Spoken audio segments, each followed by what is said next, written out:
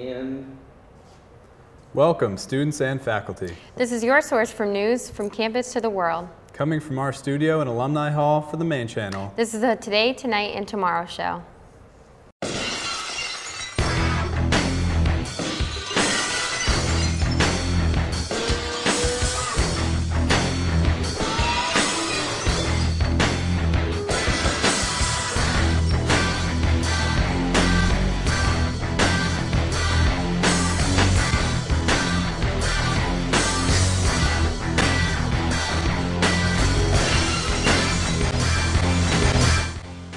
Hello, I'm Sam Cohen. And I'm Caitlin O'Connor. Today on 3T, we'll take a look at the new skateboarding club on campus. Also, the university has released the names of the students who have been downloading illegally. And several students on campus have been taken hostage. Plus, Amanda Chassie will give us a look at sports. The university has just announced that the business school will be offering a new course this year that deals with money management. The class will be called an Introduction to Making Money. The course will teach students about insider trading, money laundering, how to break a safe, and what to cut drugs with to make them more profitable. This course is the first of its kind and hopes to prepare students for the real world that other schools might not teach them. Are you having trouble waking up for your morning classes? Well, last week, Dean of Students Robert Dana announced that he will be starting up a wake-up service that will be available for any student who wants it. Since the budget is tight right now, Dana will be calling all the students personally to wake them up and to provide them with words of encouragement to start their day. I want my students to graduate, and I will do anything I can to get them out of here, Dana said in his press conference. The popular a cappella group, the Maine Steiners, will be featured in a new song appearing on Britney Spears' new album. The song, entitled Burn the K-Fed Down, will showcase the musical harmonies of the Maine Steiners at the end of April. Spears will begin her national tour at the MCA Auditorium. The song Burn the K-Fed Down will be the first single of the album Straight Out of Rehab. The Marketplace at the Union has announced that they will be adding a new vendor to the mix next fall. Fried Feet will be the name of the vendor, and they specialize in frying and serving various animal feet. On the menu will include frog, duck, and horse, with the most popular dish being fried spider legs. Fried Feet is a global chain, and its location in the Union will mark the first opening of Fried Feet here in the States. Local businesses such as Pat's Pizza and Woodman's are getting ready to add a line of fried appendages to their menu. 6 Canadian immigrants were found in the office of the main campus on Saturday after maintenance came to fix a printer. When working on the printer, Phil Sloan, head of UMaine Maintenance, found a small door in the wall behind the printer table and, upon opening it, found the 4 men and 2 women hiding in a space no bigger than a dorm closet.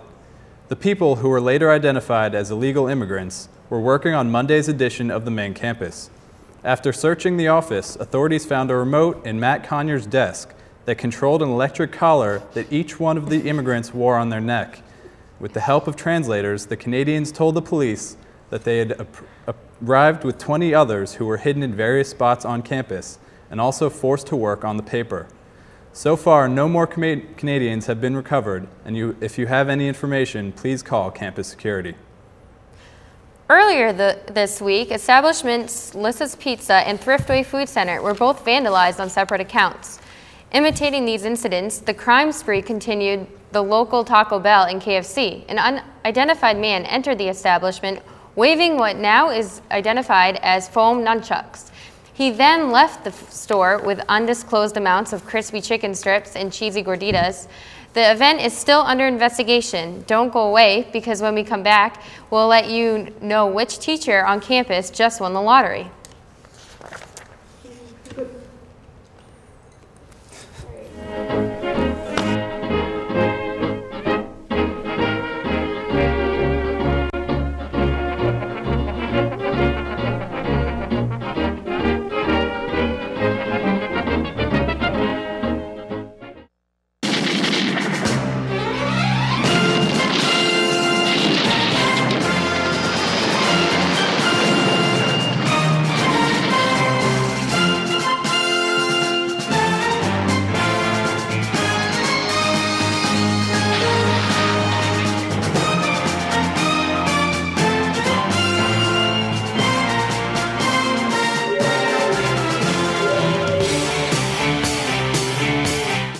know. She's only... Well, it's a big day in sports today, huh? Yes, this is a dream week if you're a sports fan. UMaine's men's hockey team. This is a dream week if you're a sports fan. UMaine's men's hockey team going to the Frozen Four opening day for Major League Baseball, and the NCAA Men's Basketball Championship is today. Rematch of the Rose Bowl, Florida Gators and Ohio State Buckeyes battle out on the court rather than the gridiron. If the Gators take it, this will be the first back-to-back teams to win championships since Duke won it in 91 and 92. The game is scheduled to be at 9:21 and 43 seconds Eastern Time. From college ball to pro ball, this is the schedule for opening day 2007. Yankees beat the Devil Rays 9-5 earlier today. The Cubs are in action playing in Cincy. Our Red Sox play at 4:05. Baltimore is going to battle the Twins at 7:10, and the Texas is going to Anaheim to play the Angels at 10:05. That is just a few games that are playing today. Schilling is going to take the mound this afternoon for the Sox against Kansas City to start the season off right. The veteran had a 15-7 record in the 2006 season, and just like George Clooney, he gets better with age. UMaine Black Bears head to St. Louis tomorrow to pay for their second consecutive appearance in the Frozen Four. This weekend, the Bears held a fundraiser to help a charity, the Human Fund. All the money goes to the people. If you would still like to donate money, please contact them immediately. The Bears have their first game this Thursday against Michigan State. Good luck to them.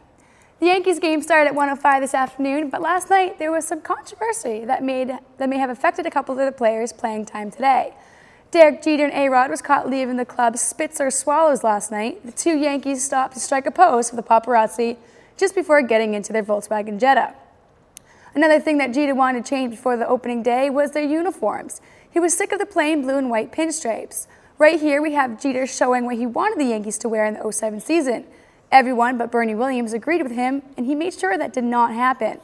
Jeter and center fielder Johnny Damon is promoting the sequel to Brokeback Mountain today after the game. If you're a Yankees fan, I'm sure you'll support them. I like to say me and Sam Cohen are in a relationship, and he's a very electric firecracker in the sack. Now, turn this off and go Boston. Thank you. The University of Maine is falling in line with other universities by having real mascots at their games. The university was just given a 3-year-old black bear that was trapped earlier this month. The bear, which has been named Apples, will be held in a cage for all home games in the upcoming seasons. Anyone who attends the games should stay away from the bear, as it is thought to have rabies. PETA has come forward to protest the caging of a sick animal, but university officials believe that the sick bear will be the most intimidating factor in any game played here in Orono. In a related story, Bananas, the former mascot, will be burned in a bonfire later this month. There will be a send-off rally tomorrow for the Maine hockey team. Coach Tim Whitehead will not be there. The hockey coach who has led this year's team to the Frozen Four will not travel to St. Louis with the team. There's a new episode of the Friday Night Lights on this Thursday, and I wouldn't miss that for the world, Whitehead said. When asked why he could not record it and watch it at a later date or watch it in St. Louis, Whitehead said that he had to follow his weekly ritual of lighting candles around his television and dressing in a ceremonial suit. Whitehead wishes his team the best of luck. Last night, a fire broke out on the top floor of Hart Hall. While no one was injured, one room was completely destroyed with several others receiving fire damage. The fire department first thought that it was electrical fire, but after further investigation, they found the fire was caused by an individual smoking a cigar in his room. Nate Mayo, the student responsible for the fire, came forward while being fined thousands of dollars, and he will be required to smoke a whole box of cigars in the front of the fire chief to teach him a lesson.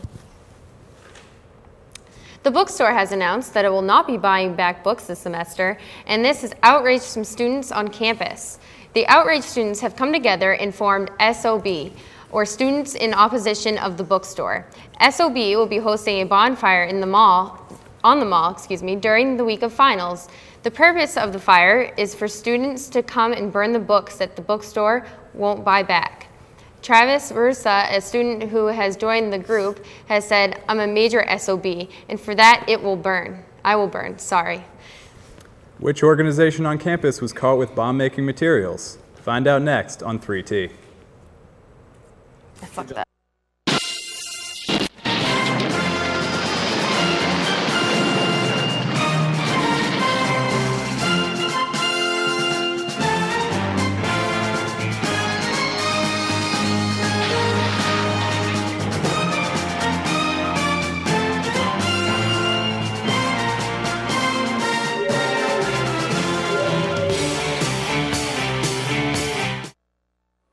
I know, she's only 2 minutes late, but I'm just really nervous. I've never been on a blind date before.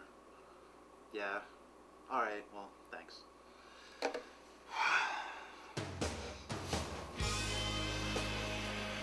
Hey, baby. What's shaking? Oh, I'm so sorry I'm late. I was just getting my Brazilian done. What are you doing later tonight, big boy?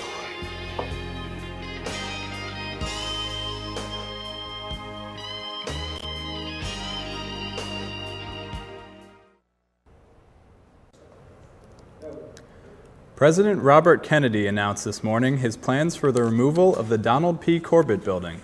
When asked why, Kennedy said that there was far too much construction on campus and not nearly enough destruction being done. The building, which has been the cornerstone of the business school, will be blown up on May 1st. All finals that are scheduled in DPC will be moved to portable trailers in the MCA parking lot. Kennedy says that there are no plans for building anything there as of now, but sources say that Kennedy is planning on building a personal massage parlor in its place. A member here at the main channel is facing some very serious allegations from a pop star from years ago. Randy Perkins has been served with pre-litigation letters from George Michael, a singer who once performed with the group before going solo. Michaels is suing Perkins for identity copyright infringement. The allegations stem from a George Michael concert last month that was actually performed by Perkins. The concert was canceled halfway through as everyone walked out once they figured out Perkins was not Michaels. Due to his horrid singing ability, this was the second concert Perkins had performed as Michaels, but no one noticed during the first concert since it was at a nursing home with everyone was hard of hearing. Perkins says he will fight this since his belief in the original George Michael. Al Gore recently visited the University of Maine on his Campaign for President trail. To his surprise, Gore found the university to be very progressive. He said that he was proud that a university so far north would have his computer linking internet technology.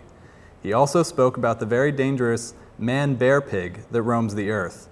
Gore has been searching for this creature for many months. He said that he has reason to believe that man-bear pig is residing at the University of Maine because it is so secluded to the outside world.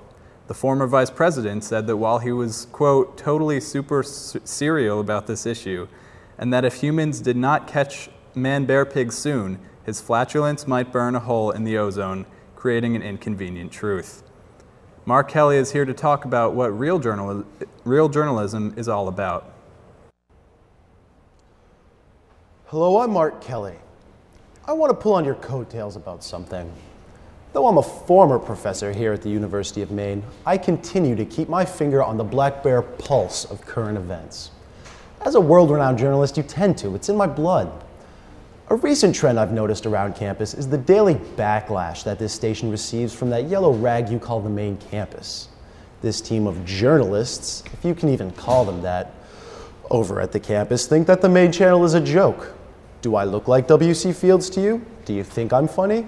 I'm Mark Kelly, Department Head of Journalism at the New England School of Communication, and I'm certainly not a joke.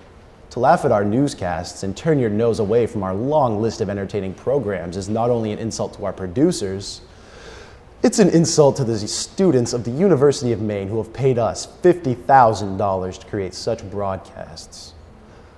I'll bet all 5 hairs on my head that Editor-in-Chief Matt Conyers and humorist Ben Jarvella haven't even watched an entire episode of the Today, Tonight, and Tomorrow show. I'll bet that you weaklings can't even stand to watch such stiff competition. In fact, I'll bet that if I were to call you both out right now for a 2-on-1 mouthguard grudge match that neither of you would even show up. You know what, Conyers? Jarvella? If either of you have the gumption, the courage, or even the balls to come to the second floor of Alumni Hall Sunday the 15th, you wouldn't be there. Conyers, Jarvella, and Kelly. No holds barred grudge match. Broadcast versus print. I wear makeup. I don't wear pants. I don't have to. I want you in the ring. To order this pay-per-view event, please contact your satellite or cable provider. For only 12 easy installments of $50,000, you can see Conyers, Jarvella, and Mark Kelly in the ring. Hey, main campus, don't start none, won't be none. Yeah. Well, that's all we have for today. Have a great weekend, everybody. Next week, we'll have our special report on the recent E. coli breakout on campus. I'm Sam Cohen. And I'm Caitlin O'Connor. Have a good one and stay classy, Orono.